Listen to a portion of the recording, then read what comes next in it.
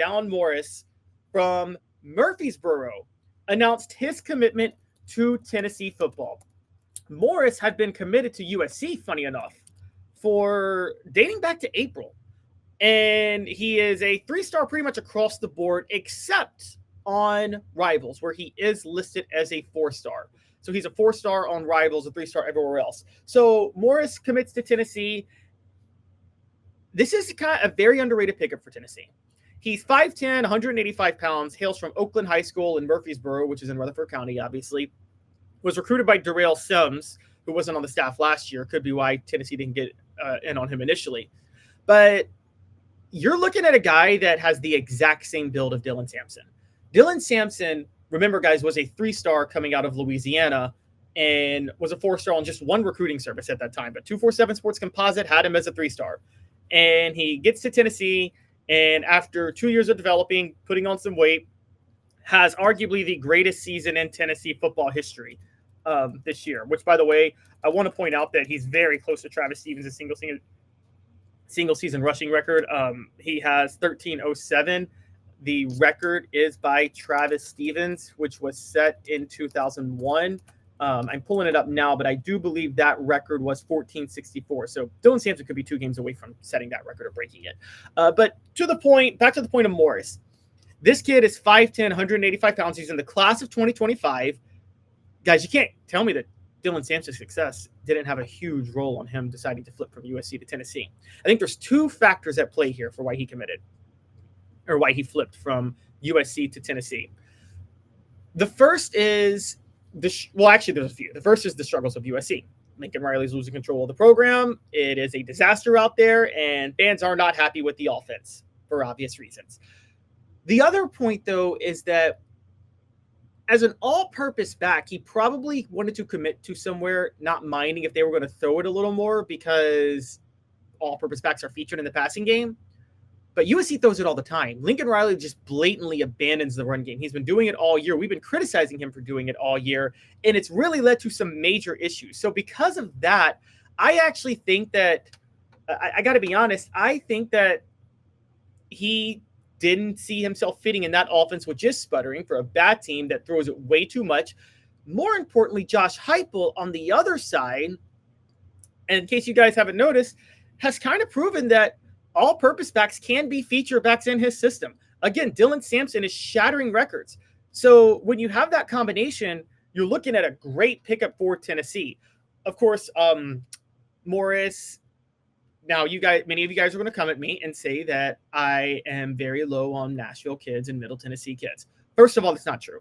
I have said Nashville kids tend to be overrated, but they can still be great. It's just whatever they are, about half a star is added to their value because all the recruiting services, the heart of college football journalism, is in Nashville. So they're going to be overrated, whereas Dylan Sampson's from Louisiana. Those kids are typically underrated. However, at the same time, I don't say that about Murfreesboro kids. I know that's still Middle Tennessee, but I actually don't say it about kids from Murfreesboro. There is a difference in how Murfreesboro kids and Nashville kids are evaluated. And many Murfreesboro kids are typically underrated, very similar to Chattanooga kids and Knoxville kids, okay? So I got to be honest, Morris, I think, is a great pickup for Tennessee for that reason. He could definitely be the next in line for Dylan Sampson. He's the second running back committed in this class. So Tennessee is set at the running back spot. And, guys, that's going to be a sexier position than you think for Tennessee going forward. And here's why.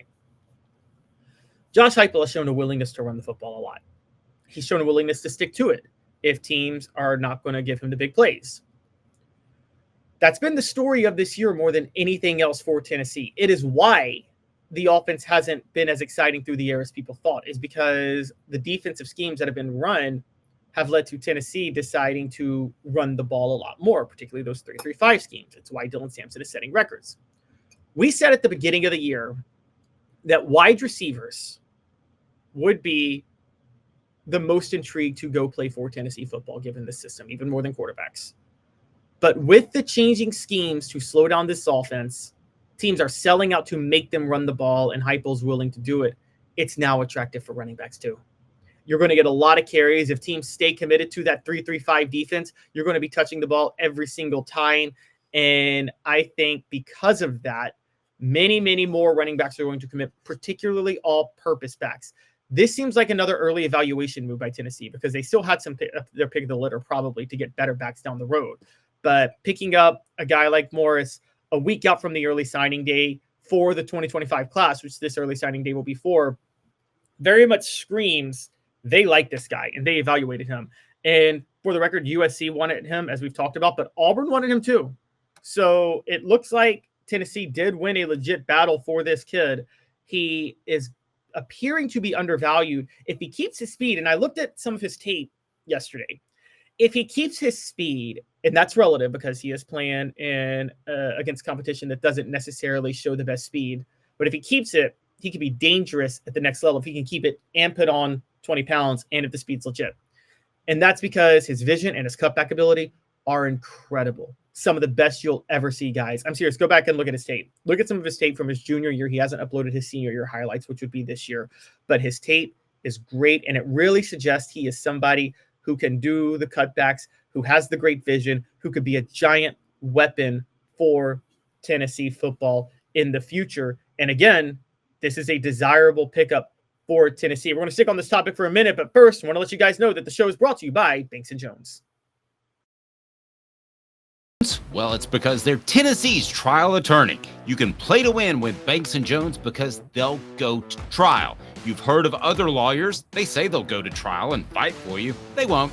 They just want to settle. That's the easiest way out. Well, that's not Banks & Jones, led by T. Scott Jones. They won't settle. They'll go to trial for you. Tennessee's trial attorney. They play to win. Truly, Tennessee's trial attorney when it comes to criminal defense or personal injury. Why settle? Banks & Jones. T. Scott Jones. BanksandJones.com. All right, so welcome back. Still talking about Daune Morris, who committed to Tennessee over last night, flipped from USC, had been committed to the Trojans since April and has now committed to Tennessee. Breaking down why he did it, he called Coach Heupel a very genuine person, but it sounds like Darrell Sims, who was Tennessee's newest running backs coach in the offseason, was the biggest reason he committed. He said that Sims had slowly been working Morris for the last few months, and it was his persistence that helped show Morris that he wanted to wear the Tennessee jersey. His quote was, "Once I realized the trajectory of them recruiting me and how much they actually wanted me and how much of a priority I actually was for them, it showed me and I changed my point of view." And he said that he felt very comfortable with Morris. He said, "Coach Sims has been recruiting me since I was a freshman in high school, that is. One of my first ACC offers at Louisville. He has been showing me love and has continued to show me love, and that's something that I appreciate." Electric playmakers like this are the guys you want in Tennessee's system. Tennessee is also an in-state kid. It's an in-state kid. He is an in-state kid who has a lot of potential.